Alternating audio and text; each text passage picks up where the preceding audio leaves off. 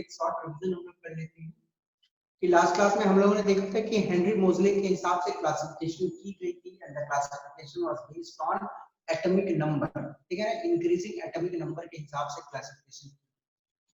And next we saw about periodicity. हम लोगों ने पीरियडिसिटी के बारे में पढ़ा था कि पीरियडिसिटी होती है कि प्रॉपर्टीज जो होती है रेगुलर इंटरवल पे रिपीट, ओके। और सिमिलर प्रॉपर्टी आपको एक पर्टिकुलर ग्रुप में मिलेगा, एक पीरियड में मूव करते तो प्रॉपर्टी घटती है या बढ़ती है, ऐसा हम लोग। और reason for periodicity also we saw that the reason for periodicity is electronic configuration जो रहती है वो सिमिलर है। But we had also seen about valencies and shells. क्या होती है valencies? It is number of electron in the outermost orbit, या बोल सकते हो कि number of electron required to complete nearest orbit, जिसे हम बोलते हैं वैलेंसी। ओके, आज हम लोग अपने टॉपिक को आगे ले चलेंगे, but before we will move on to the new topic we will discuss some questions. Okay, आपके सामने मैं एक एलिमेंट लिखता हूं। The example is sulphur 1632। Okay, sulphur 1632 लिखा हूं मैं, और आपके सामने पहला क्वेश्चन है कि Z of sulfur, number 2, A of sulfur, number 3, number of neutron, number 4, to which group it belongs, the group and period कर लेते हैं, to which group and period it belongs, okay, and number 5, इसकी valency क्या है। Okay, अब बेटे देखो, हम लोग इसे देखें तो पूछा गया है Z of sulfur। Z का मतलब क्या होता है? एटॉमिक नंबर को हम बोलते हैं Z। Atomic number means Z 16, atomic number is 16, so Z of sulfur is 16, which is equal to what? Number of proton. P plus is the sign of proton, number of proton, okay। और यदि sulphur का neutral atom यहाँ पे दिखाया गया तो it is also equal to the number of electron. बस यहाँ पे कंडीशन है कि इफ न्यूट्रल एटम है, okay. A of sulfur, A means atomic mass of sulfur, A ऐसे लिखो, X A Z, Z stand for atomic number, A stand for atomic mass। atomic mass of sulfur जो है बेटा वो 32 दी हुई है, and it's equal to number of proton plus number of neutron। Proton और neutron को यदि आप जोड़ दोगे, मिला दोगे तो it's equal to what? atomic mass, जैसे हम लोग मास नंबर भी बोलते हैं। नंबर ऑफ न्यूट्रॉन होती है atomic mass minus atomic number. Mass number से आप यदि माइनस कर देते हो, probably you can see the formula also, n plus देखो n 0 n1 माइनस में क्या होगा n plus, atomic number n plus ही होता है, तो n p प्लस में माइनस के तो माइनस है, तो p माइनस z करने से क्या होगा? नंबर ऑफ न्यूट्रॉन निकल जाएगा। So probably number of neutron यहाँ पे आ जाएगी 32 माइनस 16, तो कितनी हो जाएगी? 16 ही होगी atomic number of neutron. To which group it belongs, to which group and period it belongs।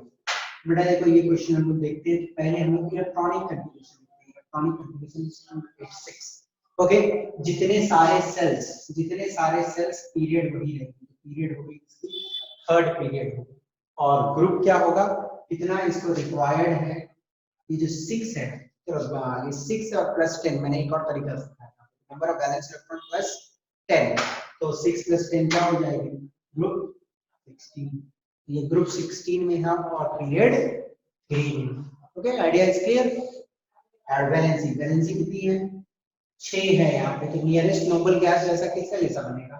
Sulphur बनेगा आर्गन के जैसा, तो इसे 2 इलेक्ट्रॉन और चाहिए, तो 2 8 8 बनने के लिए +2 करना पड़ेगा, +2 करेगा तो ये क्या बन जाएगा? S2 माइनस बन जाएगा, तो इसकी वैलेंसी हो गई इलेक्ट्रोनेगेटिव वैलेंसी ऑफ, ठीक है ना? ओके, आइडिया क्लियर है? इस टाइप के question can be asked in your exam, और क्वेश्चन ये क्वेश्चन रिपीट कीजिए, दिस वाज आस्क्ड इन 2011 में, ये क्वेश्चन एक बार पूछा गया था 2013 में फास्फोरस के सिंबल्स के साथ 1531 के साथ ये रिपीट हो गया। Okay, so this type of pattern question should be quite clear to you. I suppose if any doubt बेटा आप पूछ सकते हैं मुझसे, यदि कोई भी डाउट है तो आप पहले पूछ सकते हैं। सर फिर से एक्सप्लेन कर दीजिएगा थोड़ा। बेटा फिर से लेट आ रहे हो क्या? नहीं है थोड़ा। क्या ध्यान कहीं और चल गया था? बेटा वीडियो अपलोड कर दी जाएगी तो वीडियो को एक बार देख लेना, फिर भी शॉर्ट में मैं कर देता हूँ। 1632 सल्फर 1632, ठीक है ना? 16 मतलब एटॉमिक नंबर होता है, वही Z मतलब एटॉमिक नंबर होता है 16, ठीक। 32 मास नंबर होता है, मास नंबर क्या होता है? प्रोटॉन और न्यूट्रॉन को ऐड कर दिया, प्रोटॉन न्यूट्रॉन ऐड किया 32 है, ठीक है ना? ये जो ऊपर में रहता है it's equal to proton plus neutron, और ये जो नीचे में रहता है इट्स इक्वल टू प्रोटॉन, ठीक है। और नंबर ऑफ न्यूट्रॉन कैसे होगा? प्रोटॉन प्लस न्यूट्रॉन से प्रोटॉन माइनस कर दो, नंबर ऑफ न्यूट्रॉन मिल जाए। 32 से मैंने 16 माइनस किया, 16 मिल गया, that is equal to number of neutron. Okay, proton plus neutron से प्रोटॉन निकाल देंगे तो क्या मिलेगा? न्यूट्रॉन ही। तो न्यूट्रॉन हमको मिलेगा कितनी? 16। तो which group and period it belong, कौन से ग्रुप और पीरियड से बिलोंग करता है? तो देखो बेटा 3 A L M, 3 सेल है ना, मैंने बताया था जितने सेल्स वही पीरियड नंबर। कितना सेल है? 1 2 3 सेल है, तो पीरियड हो गई इसकी 3। ग्रुप जानने के लिए मैंने क्या बताया, जैसे 3 से ज्यादा है, 3 या 3 से ज्यादा है तो प्लस 10 कर, 6 है तो प्लस 10 कर देंगे तो 16, तो ग्रुप कितना होगा? 16, ग्रुप 16 पीरियड 3। वैलेंसी पूछा गया, वैलेंसी क्या है? 2 8 6 अभी इसके हैं, तो 2 इलेक्ट्रॉन चाहिए तो ऑक्टेट इसका पूरा हो जाएगा। 2 8 8 किसका होता है? आर्गन का। तो आर्गन का जैसा बनने के लिए से 2 इलेक्ट्रॉन चाहिए, 2 इलेक्ट्रॉन चाहिए, तो 2 इलेक्ट्रॉन जब मिलेगा तो 2 यूनिट नेगेटिव चार्ज आएगा, तो इलेक्ट्रोनेगेटिव वैलेंसी होगा। क्लियर बेटा? और कोई दिक्कत? नहीं sir, thank you.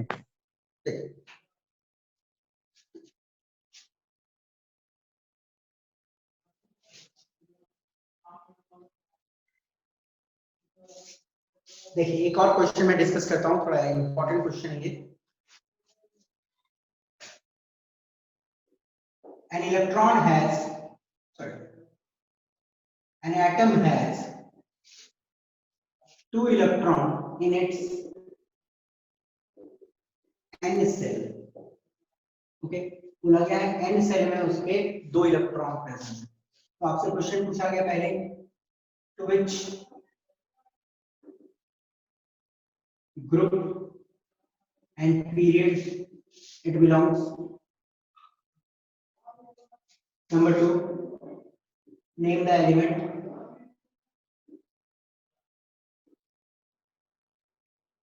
This is period, okay? E for period. Name the element. Number 3, calculate the number of proton, neutron, and electron in it.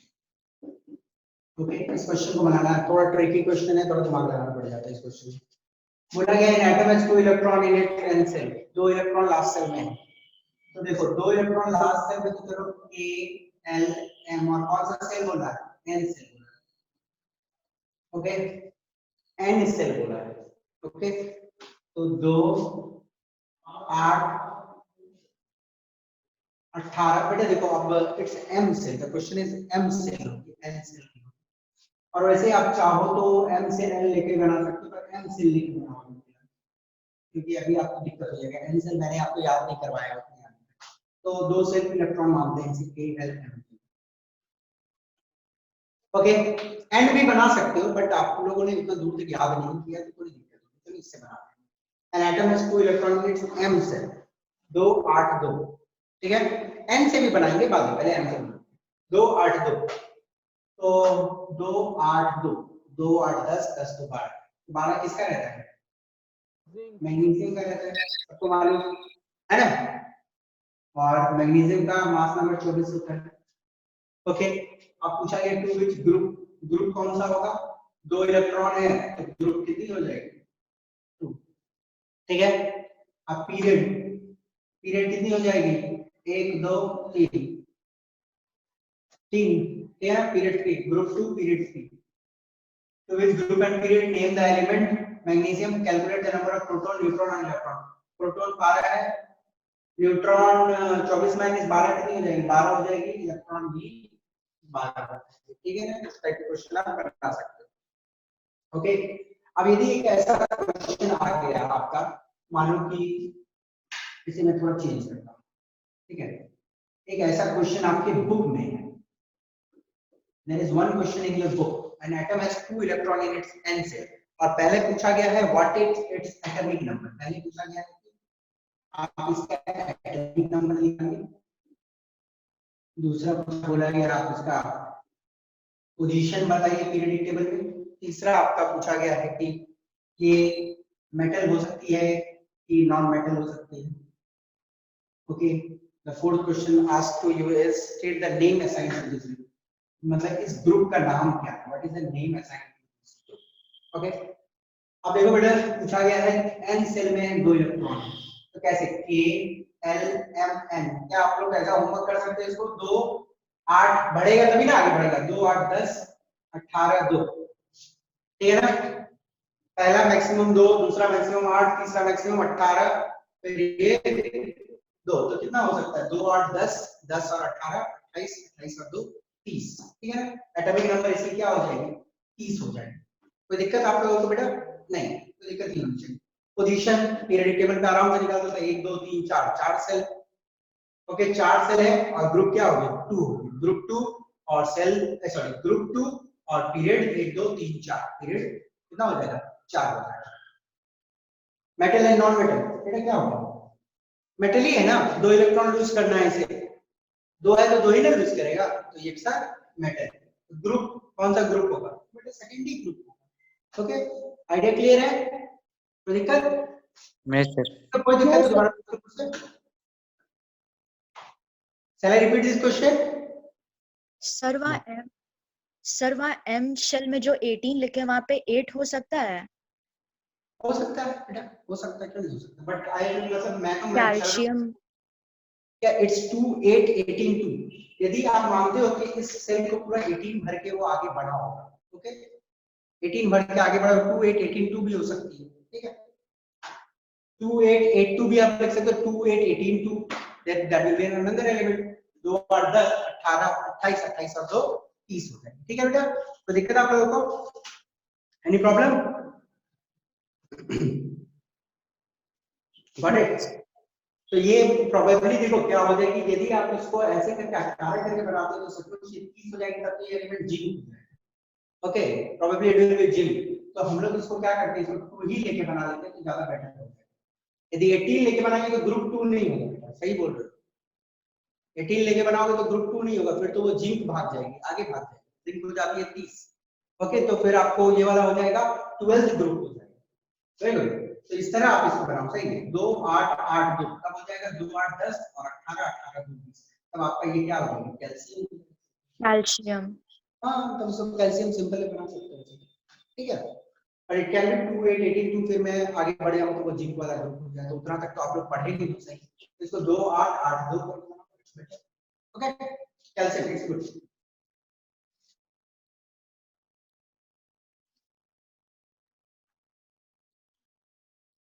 चलो आज हम लोग आगे बढ़ते हैं with a topic that is known as trends in periodic table. We are going to C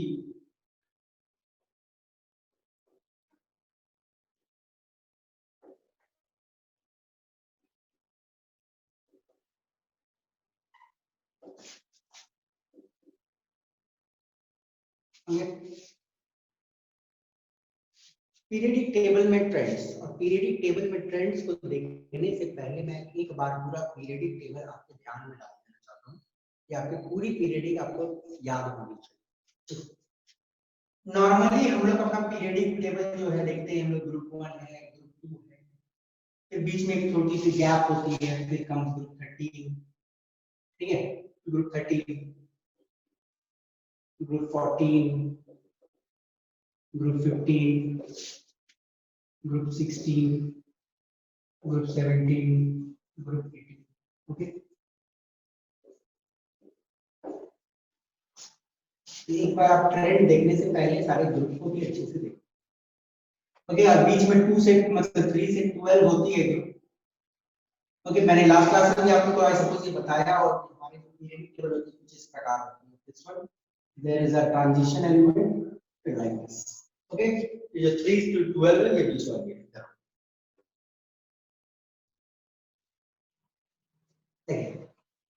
Group 1 starts from hydrogen and this is period 1.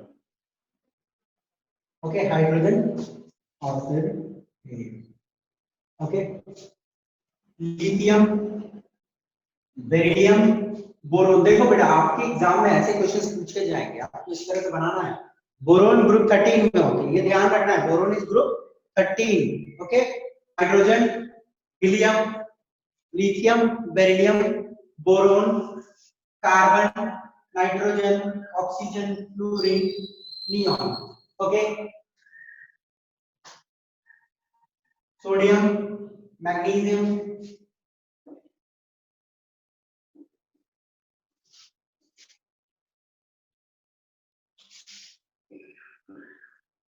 Okay, तो ये तो हो गए 20 तक, इतनी कहानी आपको मालूम होनी चाहिए। साथ में देखो अब अभी ये एज है, इस एज में आपको पीरियडिक टेबल को ग्रुप वाइज तो पूरा याद करना है, कम से कम ये सारे period 1, period 2, period 3, period 4, period 5, period 6, period 7। Okay,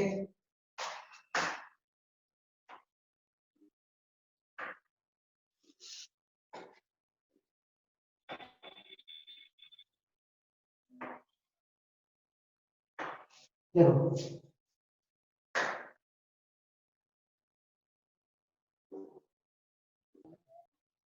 सबको इनके नाम मालूम होंगे, hydrogen, lithium, sodium, potassium, rubidium, caesium, francium. ठीक है, और बेटा मैंने तरीका तो आई सपोज आप लोग बता दिया था किस तरह याद करना है सबको। एलिना का रिबन किसने फाड़ा, like this pattern you have to learn it. Group 1 आपको पूरा याद रखना है, एलिना का रिबन किसने फाड़ा। ओके, दिस इज बेटा मांगे कार सेंट्रो का प्रश्न। Okay, it's beryllium, magnesium, calcium, strontium, barium, radium. ठीक है, this is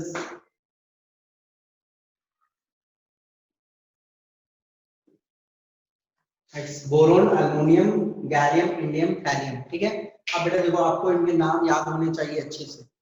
बोरोन है, अल्युमिनियम है, गैलियम है, इंडियम है और थैलियम है। It's you can learn it like बैगन, आलू, गाजर इन थैला। बैगन, आलू, गाजर इन थैला।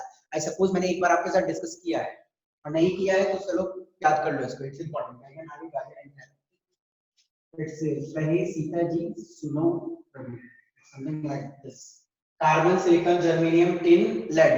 मैंने बताया था कि मैं फिर से रिपीट कर दूंगा इन सब चीजों को। ओके, कहे सीता जी सुनो प्रभु। Carbon, silicon, germanium, tin, lead. Okay, let's see. It's nitrogen, phosphorus, arsenic, antimony, bismuth. It's Nepal, Pakistan, Australia, सब भिखारी। Like this you can learn. Nepal, Pakistan, Australia, सब भिखारी। आप इसको याद कर सकते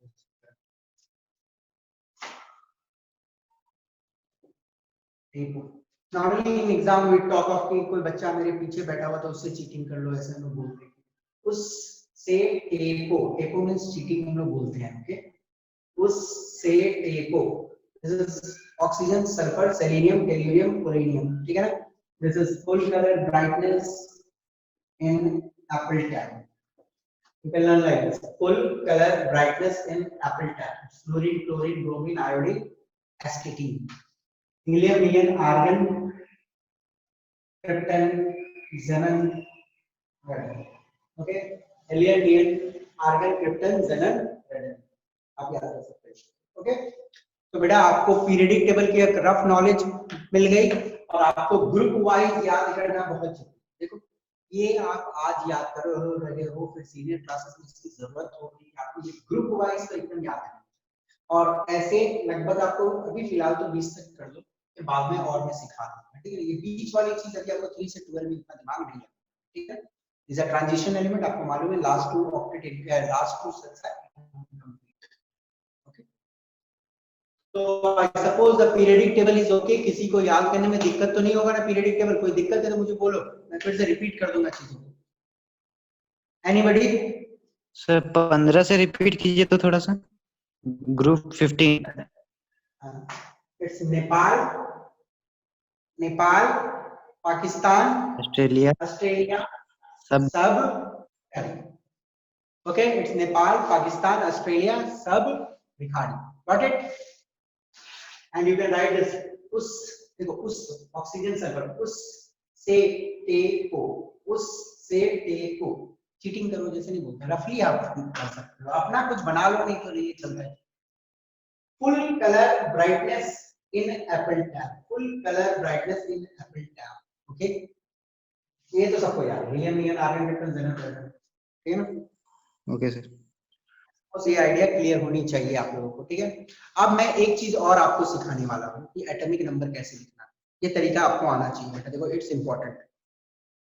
यदि इसका एटॉमिक नंबर 1 है, ठीक है, तो इसका एटॉमिक नंबर 3 होगा, क्योंकि आप दूसरे में है तो सिर्फ आपको 2 ऐड करना है, 1 और 2, 2, और इसमें नेक्स्ट आए तो आपको 8 ऐड करना है, 11, फिर इसमें आपने 8 ऐड किया, देखो कैसे ऐड करेंगे, 2, फिर 8, 8, 18, 18, 32, 32, ये मैंने सिखाया था आप लोगों को, इसको टोटल ऐड करोगे तो 144 आता है, ठीक है? तो इसमें मैंने पहली बार ऐड किया 2, तो मिला मुझे ये वाली, ठीक है ना?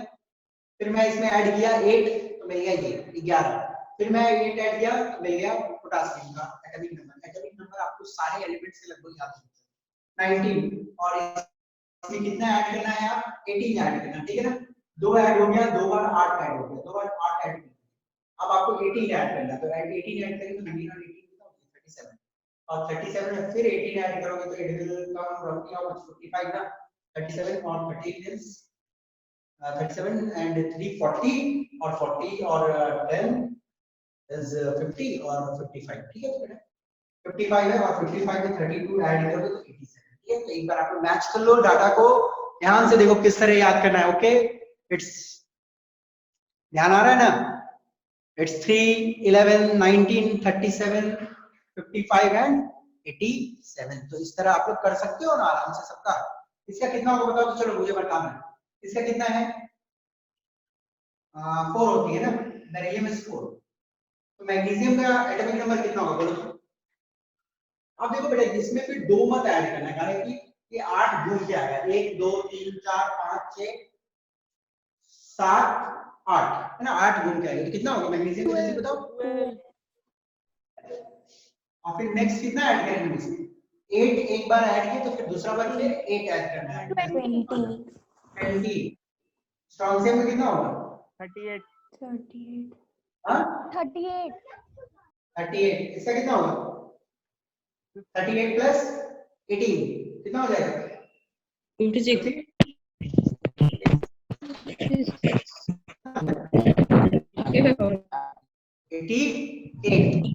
ओके?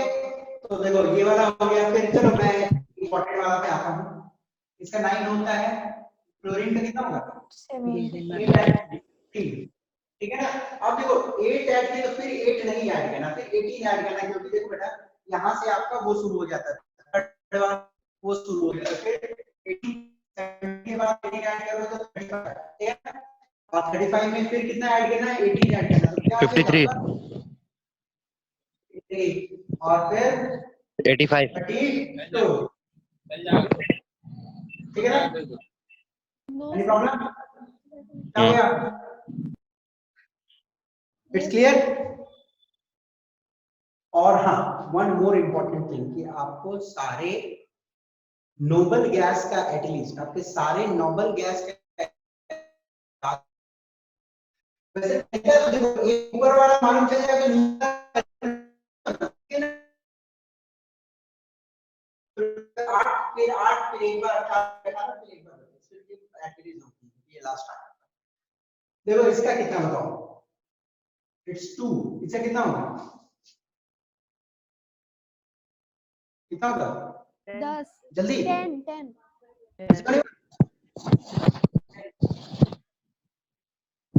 आर्गन का 18 हाँ 2 8 ऐड किए 10, फिर 8 ऐड किए 18, कितना ऐड करेंगे? 26 18 ऐड करना, 36 और फिर कितना ऐड करेंगे? 54 4 4 फिर 86 8 क्या बेटा? तो इस तरह आपको एटॉमिक नंबर सबका देखो एट दिस एज ये ट्रिक्स तो नीचे में सारे के आप एटॉमिक नंबर निकालना सीखें। There are many. अब प्लीज अपने ऑडियो को ऑफ कर लो, ठीक है? जो के ऑडियो ऑन है उन्हें ऑडियो को ऑफ कर दो।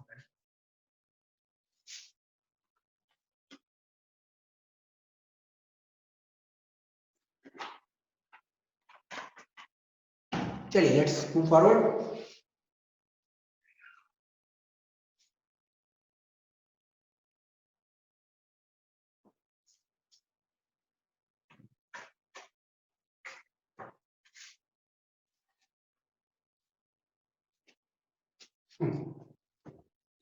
चलिए अब हम लोग आगे बढ़ते हैं ट्रेंड्स के साथ, ठीक है? ट्रेंड्स के बारे में बात। ट्रेंड्स मतलब प्रॉपर्टी किस तरह चेंज होती है वो हम लोग देखेंगे। तो सबसे पहला प्रॉपर्टी हम लोग देखेंगे that is atomic radius. Okay, atomic radius. Atomic radius का एक सबसे प्रॉपर डेफिनेशन यदि आप देखना चाहते हैं, देखो बुक्स में बहुत सारे डेफिनेशन आपको मिलेंगे। बुक में तो एक डेफिनेशन ऐसे भी लिखा हुआ है, it is the distance between nucleus and the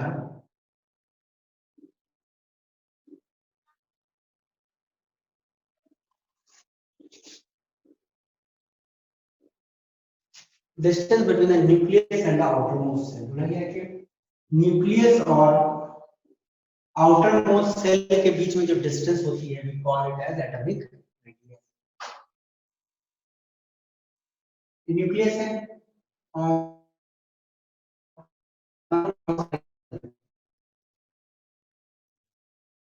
ये डिस्टेंस को हम लोग क्या बोलेंगे? एटॉमिक। बट जैसे ही समय आगे बढ़ा वी नो कि सेल नंबर इलेक्ट्रॉन जस्ट ऐसे घूमते रहता है चारों ओर और एक रफ एटम बना देते हैं कि देखो एटम कैसे बना है। देखो एटम के बारे में जो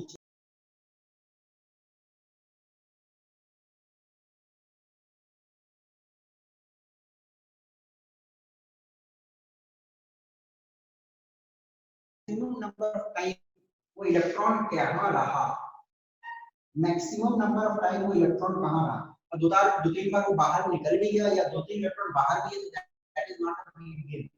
हमें मैक्सिमम मतलब रखना है कि मैक्सिमम इलेक्ट्रॉन और maximum number of times electron कहाँ रहता है, that is the bound combined atoms. माना दो एटम्स आपस में जुड़ा हुआ है तो उसके बीच में जो इंटरन्यूक्लियर डिस्टेंस उसका आता है। ओके, ये तो एक डेफिनेशन का फॉर्म है। थर्ड डेफिनेशन का एक फॉर्म है, it is the distance between nucleus and the farthest electron in a neutral isolated gaseous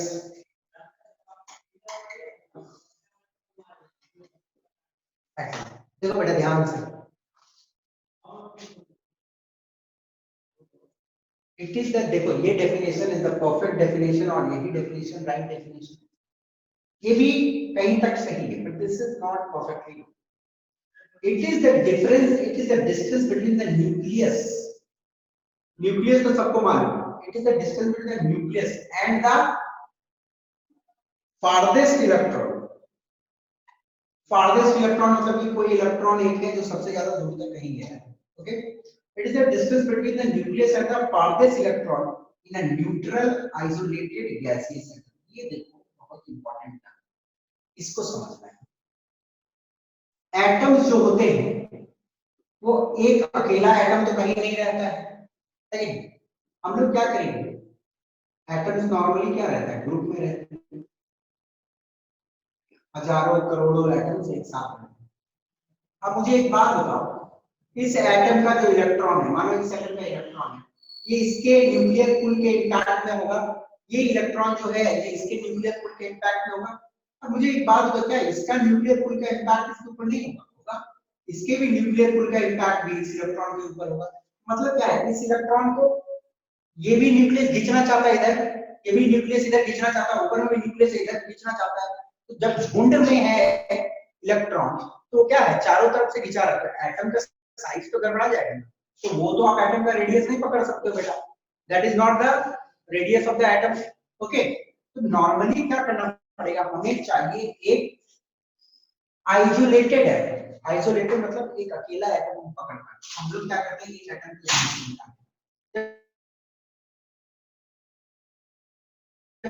दूर दूर हो जाते हैं तो क्या होगा, गैसियस स्टेट में आ गया, तो गैसियस एटम भी बन गई। ओके, आपको कैसे चाहिए, गैसियस एटम चाहिए जो आइसोलेटेड हो, अकेला, ठीक है, इट्स अकेला है। ओके, कौन से स्टेट में, गैसियस स्टेट में, क्योंकि पार्टिकल्स दूर हो गए तो ये गैसियस स्टेट में आ गए, तो इट्स एन आइसोलेटेड एटम। और न्यूट्रल भी है, देखो न्यूट्रल इसलिए क्योंकि जब एटम से जब इलेक्ट्रॉन निकल जाएगा तो उसकी साइज क्या होती है, छोटी हो जाती है। जब इलेक्ट्रॉन आ जाएगा एक्स्ट्रा तो उसकी साइज बड़ी हो जाती है। तो आयन का हम लोग रेडियस नहीं नाप सकते, it should not be a ion, उसमें इलेक्ट्रॉन ना आया हो, आयन आने से, इलेक्ट्रॉन आने से उसकी साइज बड़ी हो जाती है, इलेक्ट्रॉन निकलने से साइज छोटी हो जाती है। तो हम लोग को कैसा चाहिए, न्यूट्रल एटम चाहिए। It is the perfect definition, it is the difference, it is the distance between nucleus, nucleus and the farthest electron, कोई इलेक्ट्रॉन जो सबसे दूर तक गया, इन अ न्यूट्रल, न्यूट्रल एटम होना चाहिए, आइसोलेटेड, आइसोलेटेड मतलब अकेला रहना चाहिए, और गैसियस, ठीक है। This is the perfect definition for a radius of the atom. और इसको बहुत सारे वर्जन में ऐसे भी लिखा जाता है, and the most loosely bond electron, most loosely bond electron बोलने का मतलब क्या होगा बेटा, ध्यान से सुनो, कि जो इलेक्ट्रॉन सबसे लूजली बॉन्डेड होगा न्यूक्लियस से, मतलब वो सबसे ज्यादा दूर होगा ना, व्हाट इट, तो फारदेस्ट इलेक्ट्रॉन की जगह में आप लिख दो मोस्ट लूजली बॉन्डेड इलेक्ट्रॉन, तो भी थोड़ी डेफिनेशन और अच्छी। ओके, तो आई सपोज आपको एटॉमिक रेडियस का फंडा क्लियर होगा, क्लियर है बेटा? हाँ सर। किसी को कोई दिक्कत तो पूछ लो मुझसे, एटॉमिक रेडियस का फंडा क्लियर नहीं है तो? एटॉमिक रेडियस का तो हो गया सर, अगर इसी में मॉलिक्यूल आता तो तब क्या करते हैं? मॉलिक्यूल अब क्या मतलब है हमको, मॉलिक्यूल देखो ये वाला एक मॉलिक्यूल है, हाँ, मॉलिक्यूल के टर्म में तो मैं डेफिनेशन दे ही दिया कि ये दो एटम आपस में कंबाइन तो एक मॉलिक्यूल है, तो उन दोनों के बीच में जो इंटर न्यूक्लियर डिस्टेंस है उसका आधा। अच्छा सर, ठीक है दो ना? से ज्यादा अगर एटम कंबाइन रहे तो? क्या बोल रहे हो बेटा, सर बोलो। दो से ज्यादा अगर एटम कंबाइन रहे तो? दो से ज्यादा कैसे निकालोगे फिर रेडियस, फिर उस टाइम में हम डेफिनेशन नहीं देंगे, फिर ये डेफिनेशन। तब अलग अलग करके निकालना पड़ेगा क्या? हाँ, तो दो से ज्यादा मतलब कैसे बोल सकते हो, चार एटम मानो कंबाइन, एटमिसिटी P4 है तो वो तो ऐसे ऐसे कंबाइन होता, तब कहां से उसका डेफिनेशन लीनियर होना चाहिए। व्हाट इट, आई सपोज आपको क्लियर होंगे फंडे? Yes sir. Yes. हाँ, अब आगे बढ़े हम लोग, चलिए एटॉमिक रेडियस का डेफिनेशन, बट आप लोग अभी स्कूल एग्जामिनेशन ये नहीं किए वाले, it is half the internuclear distance between two combined, okay.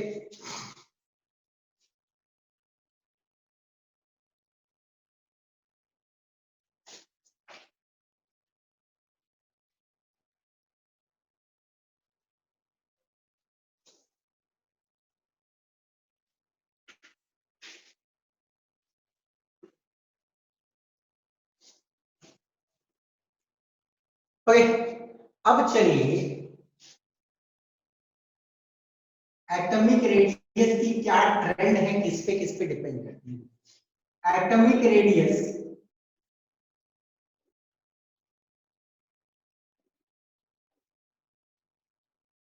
Depends upon two factors. Atomic radius कोई भी एटम का डिपेंड करती है दो फैक्टर। पहला फैक्टर है number of sales,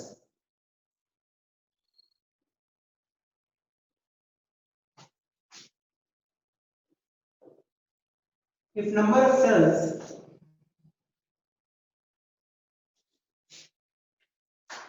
increases, then the radius of an atom increases. ये simple सा कॉन्सेप्ट है, इसमें तो कुछ समझाने का है ही नहीं।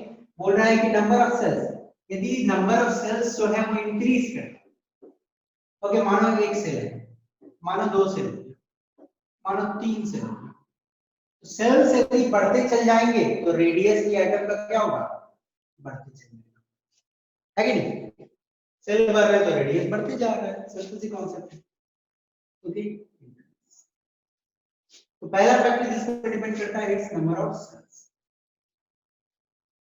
दूसरा है न्यूक्लियर चार्ज। न्यूक्लियर चार्ज किस पे डिपेंड करती है, प्रोटॉन पे डिपेंड करती है। ओके, नंबर ऑफ, या बोल सकते हो एटॉमिक नंबर जैसे ही इंक्रीज करती है, एटॉमिक नंबर जैसे ही इंक्रीज करती है, एटॉमिक नंबर इंक्रीज कर रहा है तो न्यूक्लियर चार्ज भी आपका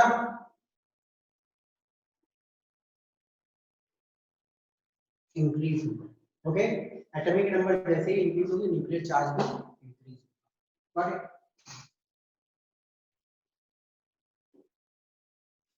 तो दो फंडे जो डिसाइड करेंगे कि एटॉमिक रेडियस कैसा है, इट्स नंबर ऑफ सेल्स और न्यूक्लियर चार्ज। ठीक है, अब देखिए हमें ध्यान से एक चीज देखना है कि फ्रेंड्स, अब इन अ ग्रुप, या मैं लिखता हूं down a group. Down a group क्या है, आप ही लोग मुझे बताओगे। डाउन अ ग्रुप सेल भी ऐड होती है, देखो ध्यान से, डाउन अ ग्रुप सेल भी ऐड होती है, जैसे हाइड्रोजन है, लिथियम है, सोडियम है, पोटासियम है, रुबिडियम है, मैं लेता हूँ 1 है, 3 है, 11 है, 19 है, 37। ठीक है, डाउन द ग्रुप सेल्स तो बढ़ती है, इसमें 2 सेल है, इसमें 3 सेल है, इसमें 4 सेल है, इसमें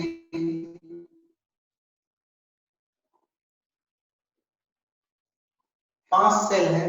ओके, सेल्स तो बढ़ रही है, डाउन अ ग्रुप सेल्स तो बढ़ती ही है, पर साथ में एटॉमिक नंबर भी तो बढ़ रहा है बेटा। आप बोलोगे सर दोनों चीज बढ़ रहा है, अब क्या करें? दोनों चीज बढ़ रहा है, नंबर ऑफ सेल्स भी बढ़ रही है और न्यूक्लियर चार्ज भी बढ़ रहा है। ओके, अब मैं एक चीज आपको यहाँ बताने भूल गया कि एटॉमिक नंबर बढ़ती है तो न्यूक्लियर चार्ज बढ़ती है, न्यूक्लियर चार्ज बढ़ेगी तो एटम का साइज रिड्यूस होता है, साइज ऑफ एटम रिड्यूसेस। क्यों साइज ऑफ एटम रिड्यूस होगा? मानो कि ये यहाँ पे 5 प्रोटॉन है, ओके, अब यहाँ पे 7 प्रोटॉन है, यहाँ पे 8 प्रोटॉन है। मुझे एक बात बताओ, प्रोटॉन को समझ लो एक मैग्नेट है, ठीक है ना, और इधर समझ लो कि छोटे छोटे लोहे के टुकड़े थे, ठीक है, कौन सा ज्यादा तेजी से लोहे को खींचेगा? जो मैग्नेट ज्यादा बड़ा है वही ना खींचेगा, 5 प्रोटॉन 7 प्रोटॉन 8 प्रोटॉन मान लेते हैं, बड़ा मैग्नेट है, बड़ा मैग्नेट है तो लोहे को क्या तेजी से अपने सामने खींचेगा, तो साइज कितना छोटा। Got it? तो साइज ऑफ एटम क्या होती है जब न्यूक्लियर चार्ज, ये फंडा क्लियर है बेटा? किसी को कोई दिक्कत क्या? न्यूक्लियर चार्ज बढ़ेगा तो साइज छोटा होगा क्योंकि उसको ज्यादा तेजी से खींचेगा, साइज को छोटा करेगा, तो साइज ऑफ एटम रिड्यूसेस यदि न्यूक्लियर चार्ज इंक्रीजेस। अब बोलोगे कि सर यहाँ पे तो दोनों कहानी हो रहा है, सेल इंक्रीज हो रहा है तो सेल तो सपोर्ट कर रहा है कि साइज को बढ़ा रहा है, और न्यूक्लियर चार्ज भी बढ़ रहा है, अब ये तो साइज को रखता है तो पूरा करेगा, तो साइज घटा रहा है तो साइज बढ़ा रहा है, तो होना क्या है? उस कंडीशन में डिसाइड करना है कि कौन ज्यादा डोमिनेंट होता है। डोमिनेंट मतलब समझते हो ना? समझो कि मैं मतलब एक ऐसे रस्सी है, ठीक है, एक रस्सी नहीं, समझो कि एक आदमी है, ठीक है, एक आदमी, अब मानो कि उसको इधर भी खींच रहा है, इधर भी खींच रहा है, आप बोलोगे सर दोनों साइड से खींच रहा है तो जाएगा तो किधर जाएगा? अब बोलो कि जो ज्यादा तेजी से खींच रहा है, इधर मानो कि 10 के फोर्स से खींच रहा है, इधर मानो 50 के फोर्स से खींच रहा है, इधर 50 के फोर्स से खींच रहा है, इधर बढ़ रहा है। ओके, जो फैक्टर ज्यादा डोमिनेंट होगा वही डिसाइड करेगा कि इसकी साइज बढ़ेगी कि घटेगी। ओके, अब आपको एक चीज ध्यान में रखनी है, दिस इज वेरी इंपॉर्टेंट, ऐसे क्वेश्चन पूछा जाता है। Nuclear charge increases down the group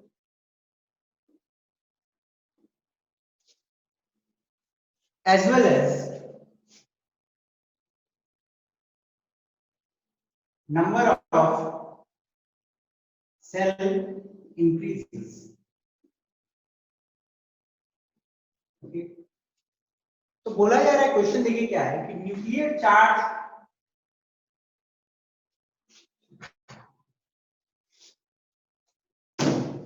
बोला जा रहा है कि न्यूक्लियर चार्ज इंक्रीज करती है डाउन द ग्रुप, क्योंकि एटॉमिक नंबर बढ़ रहा है। ओके, और साथ में साथ बोल रहा है कि सेल भी इंक्रीज करता है। तो बोल रहा है कि देखो, एक सपोर्टिव, एक क्या है, this is non supportive factor और this one is supportive factor, है ना। ये मदद करेगा साइज बढ़ाने में, ये मदद करेगा साइज घटाने में। तो साइज क्यों बढ़ती है डाउन द ग्रुप, इसी को कुछ फ्रेम करेगा कुछ वर्ड्स में और एक ऐसा क्वेश्चन पूछा जाएगा। तो आप इसका आंसर जो लिखोगे बेटा, इन सिंपल वर्ड्स आपका आंसर यही रहना चाहिए, the increase in number of sales is dominant, ज्यादा dominant, is dominant compared to increasing nuclear charge, so its size increases. समझे? The increase in number of cells, cells का increase होना is more, यहाँ पे लिख दो, is more dominant compared to increasing nuclear charge, so its size increases.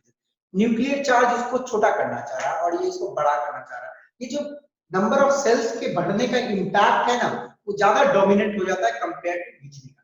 मानो ये 5 के ताकत से अंदर खींच रहा है और ये जो सेल बढ़ रहा है ना, ये 50 के ताकत से बढ़ रहा है, तो मैक्सिमम कितना हो गया, 50 इस डायरेक्शन में, 5 अंदर को, तो 45 हो जाएगा। तो 45 ही बढ़ाना, समझो ध्यान से। देखो, न्यूक्लियर चार्ज उसको छोटा करने का कोशिश कर रहा, मानो वो 5 के फोर्स से अंदर खींच रहा है, और मानो न्यूक्लियर रेडियस सेल्स उसको बड़ा करने की कोशिश कर रहा है। तो मानो ये 50 का इंपैक्ट बाहर की ओर देगा, ये 5 का इंपैक्ट अंदर की ओर देगा, फिर भी क्या होगा, ओवरऑल 45 का इंपैक्ट तो बाहरी है, तो बाहरी है, तो इसलिए सेल का साइज, सेल्स बढ़ने से एटम की साइज बढ़ती है।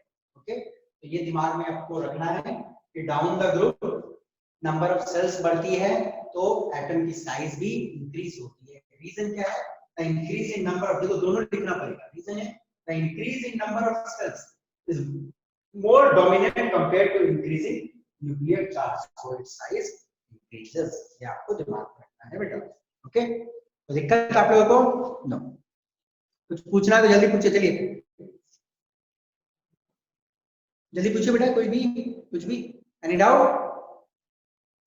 No? Shall I move forward? Okay.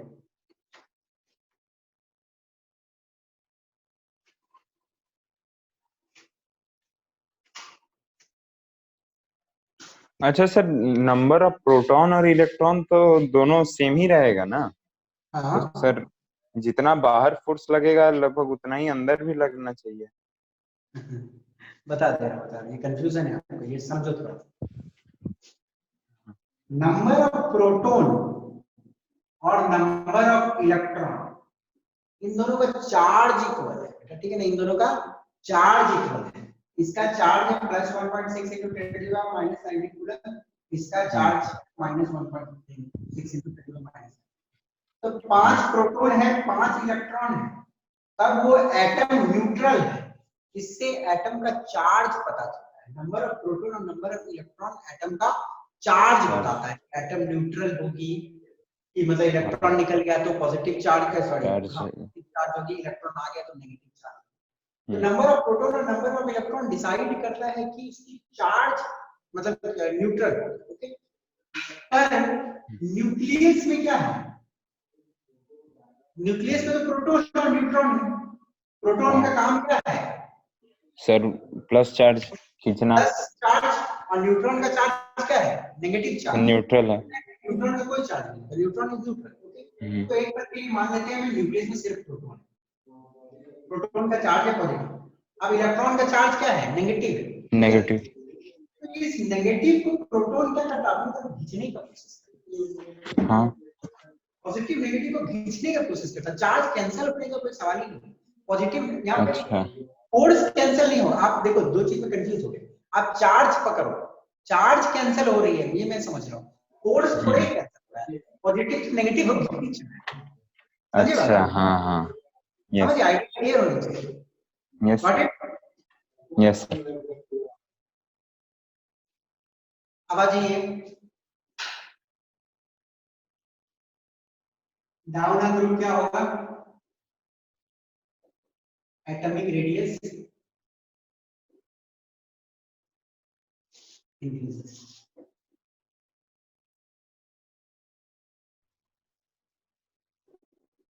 Across a period, ध्यान से देखो, जैसे मैं बात करता हूँ ध्यान से इसको समझना है।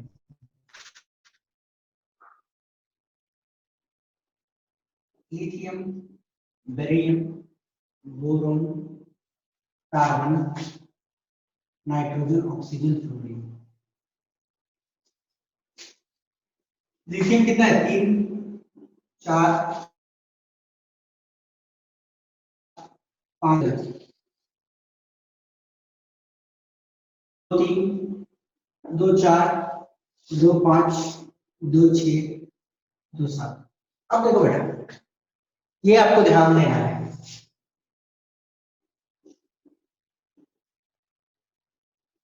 Number of shells remaining constant, ये आपसे क्वेश्चन पूछा जा सकता है, ठीक है ना। वाई मतलब क्या होता है मैं बताता हूँ।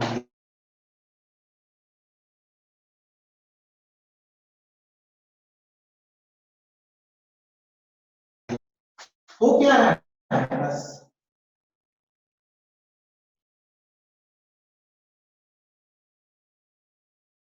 एटॉमिक नंबर इंक्रीज हो रहा है,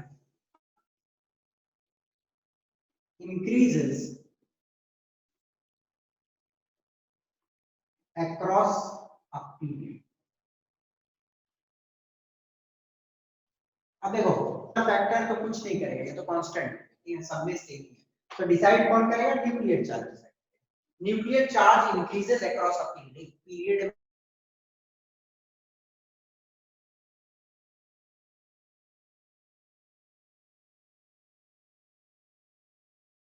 क्या होगा, छोटा होता जाएगा,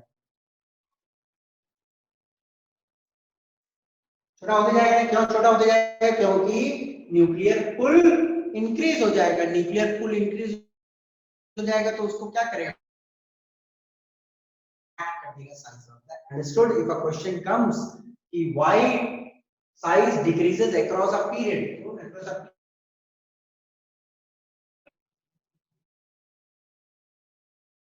decrease।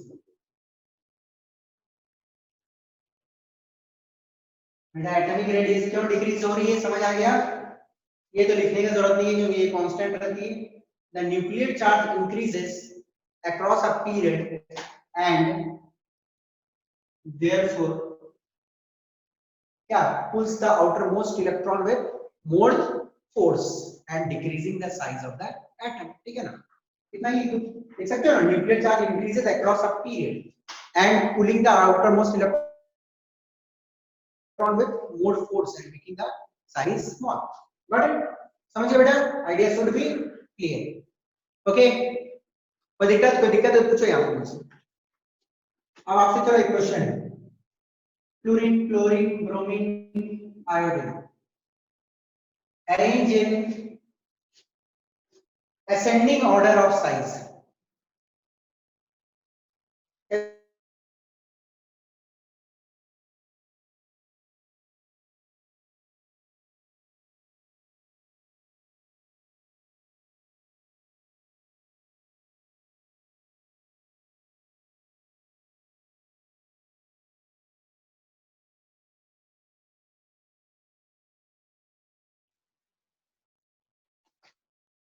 सबसे बड़ी किसकी साइज होगी,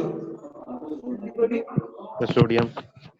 सोडियम इधर हम लोग जा रहे हैं तो नंबर ऑफ सेल्स तो कांस्टेंट है, इधर जब जा रहे हैं number of sales is constant, but गड़बड़ क्या हो रही है, नंबर ऑफ सेल्स कांस्टेंट है पर इधर न्यूक्लियर चार्ज बढ़ते जा रही है जैसे ही जाएंगे size. Okay, this is the example of halides. down the group and this is across a period. Idea clear है ना, किसी को कोई दिक्कत बेटा? No, sir. नहीं ना? No sir. हाँ, No. इसको अच्छे से ध्यान देना। नो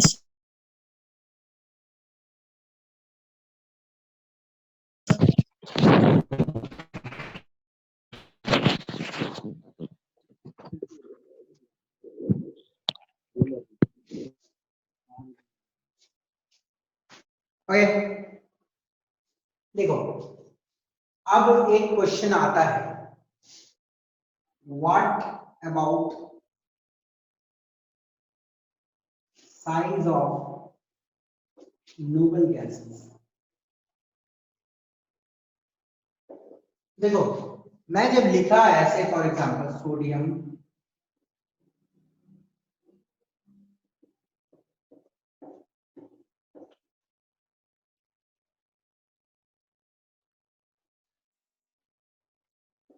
ठीक है, तो देखो ये कहानी यहां तक ठीक है, और यदि आप आर्गन यहां पे लिख दोगे तो ये कहानी गड़बड़ हो जाएगी, क्योंकि noble gases are exception to the rule. Okay, क्यों एक्सेप्शन टू द रूल होती है, आपको ये दिमाग में रखना है कि नोबल गैस की जो आउटर मोस्ट सेल होती है वो इनकम्प्लीट होती है। ध्यान से सुन लो बेटा, नोबल गैस की जो आउटर मोस्ट सेल होती है वो कंप्लीट होती है। नोबल गैसेस के outermost shell is complete, तो उसके पास मैक्सिमम जितना इलेक्ट्रॉन होने का है वो है। अब इलेक्ट्रॉन इलेक्ट्रॉन मैक्सिमम हो गया तो बेटा इलेक्ट्रॉन इलेक्ट्रॉन में तो रिपल्सन होगा ना। देखो समझो बात, इलेक्ट्रॉन जितना दो, मानो आर्गन ही पकड़ते हैं, 2 8 8 आर्गन है, 10 18 आर्गन है, तो इसका आउटर मोस्ट सेल क्या है, कंप्लीट है बेटा। ओके, इसमें भी कंप्लीट है, ये भी कंप्लीट है, मतलब जितना मैक्सिमम पॉसिबल इलेक्ट्रॉन रखना पॉसिबल है इन सारे सेल में इसने उतना इलेक्ट्रॉन को रख लिया। इलेक्ट्रॉन भी बहुत ज्यादा हो गए तो सामने सामने इलेक्ट्रॉन है, तो सामने सामने इलेक्ट्रॉन में क्या होगा, इलेक्ट्रॉन इलेक्ट्रॉन में भी रिपल्सन होगा ना। इलेक्ट्रॉन इलेक्ट्रॉन में रिपल्सन के कारण इलेक्ट्रॉन दूर भाग सकता है, जिसके कारण एटम की साइज जो है वो इंक्रीज हो सकती है, इलेक्ट्रॉन दूर भाग सकता है।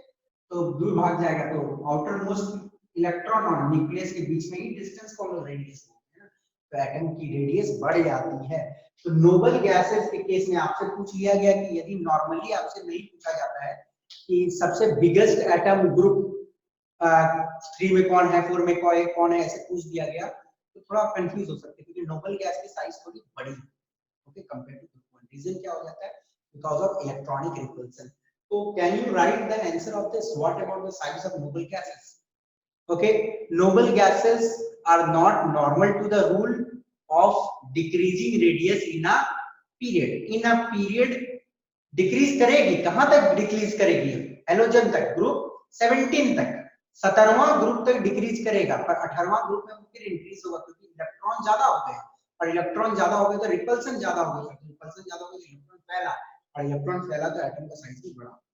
Okay, so this is the thing for you, आपको ये आंसर लिख के लाना है कि what about the size of the noble gas. Suppose आप लिख के लिया होगा इसको, ओके, Yes. Yes sir. इस आंसर को आपको लिखना है। अब आता है एक concept, that is size of cation and anion.